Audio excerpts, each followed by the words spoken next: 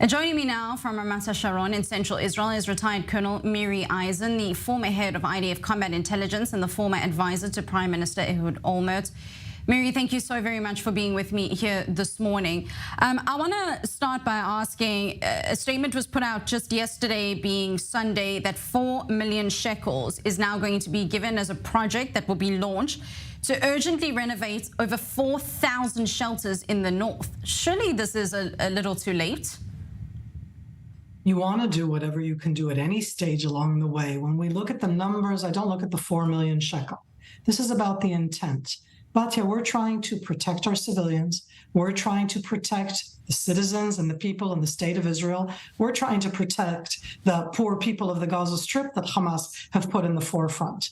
And in that sense, when you ask it that way, it's part of our own resilience. People don't want to leave their homes. We want people to be able to stay there. And if you can help out nowadays to let more people be in their homes, not removed because of these different terror threats, it's a good investment. It makes us feel stronger. Is it a lot of money? Is it too little, too late? It's something that's being done as we speak.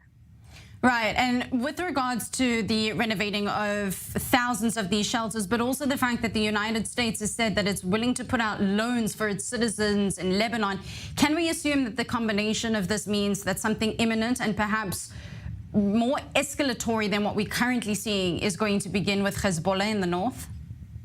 I don't even want to go down that track. I think we're all sitting here right now wondering what's going to happen. And Batya, we don't have clear answers. That's part of the challenge. It's not just what Hezbollah will do, it's what Hezbollah and then Iran will do. We've already seen that there are actions by the Houthis from Yemen, meaning it isn't just Hezbollah, it isn't just Hamas and Hezbollah. You suddenly get Hamas, Hezbollah, Yemen, Iran, and most definitely everybody is wary of something that could explode into something so big. So yes, we're all in fear. Hezbollah is testing us day by day. It doesn't mean that we don't have the will and the capability to handle that, but you do want to be as responsible as you can be to protect your citizens, to do it in the way that we've always tried to do and failed so horrifically on October 7th. That doesn't mean that you don't do anything right now.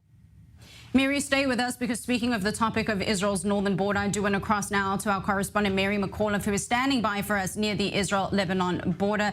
Mary, it's been a quiet morning. Has anything changed thus far? What's the situation on the ground there?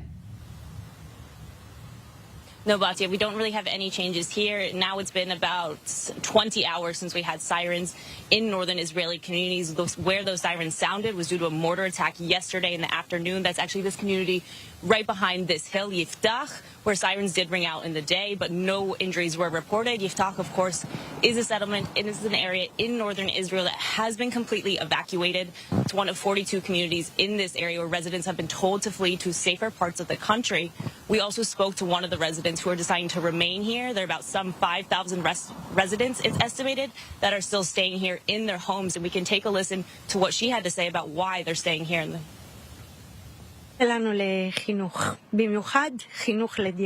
We have dedicated our lives to education, especially to education for peace and dialogue. 20 years ago, at the height of the Intifada, we established a multicultural theater of Jewish and Arab youngsters. They became like brothers and sisters. We did projects with them, with Palestinians and Jordanians, with the European Parliament. We reached the Pope with our plays. And now the heart is broken. Yehuda, my husband, is in charge here in the kibbutz, so I did not agree to evacuate alone. We stayed here. There's a lot of sadness about what was done, and above all now about the hostages. I don't know if we all already understood that we are in trauma. The mind and soul, as wide as it is, cannot bear this terrible pain. I'm just now starting to wake up at night, and I don't know if I'm crying because the young boys and girls are in the army or because of the babies and children who are kidnapped there. I was thinking today, have they showered or changed clothes during these weeks? Yesterday we received an order to evacuate the kibbutz. Very painful and very sad. In fact, it has been 2 weeks that a large part of residents have not been here. Children and adults were already evacuated 2 weeks ago. A large part of those who remained are being evacuated today and tomorrow. But a standby security team remains here to guard the kibbutz, and another 20 to 30 people to operate all the essentials. And Mary, we just spoke to Miri Eisin, who pointed out the fact that this is very painful and very difficult for many residents in the north and the south to be evacuating their homes, their livelihoods, for the sense of safety and security in the state of Israel, but perhaps a stark difference to what's going on across the borders at the moment in both Lebanon and Gaza. Absolutely. So we're seeing settlements, residents who are evacuated from their communities in many different areas, both the Gaza border community and here in the north. Here, these have extended to many more different communities. A lot of these communities here are much smaller. But you heard in that soundbite, it was a very emotional conversation talking to these people who stayed there. In their community, they have some 400 people who live there on a regular basis. Now they're down to just about 30, and most of them are those who stayed to guard the kibbutz. So most who are staying just because they feel so passionately about their home, and because also they don't know how long they're not going to be able to return to their home. So one of the women that we talked to, she said she didn't know how to pack for 3 months, 1 month, 2 weeks. She really had no idea. So for now, to her, it was more important to stay with her husband, who is in charge of guarding the kibbutz. Of course, it's very near the Israel-Lebanon border, and they, of course, are bracing for infiltration attempts like we saw down south. And that's why we see these private military forces, normally ex-soldiers who live in the kibbutz, deciding on their own to stay and guard the kibbutz. Correspondent Mary McAuliffe giving us an update on the northern border there with Lebanon. Thank you very much for that.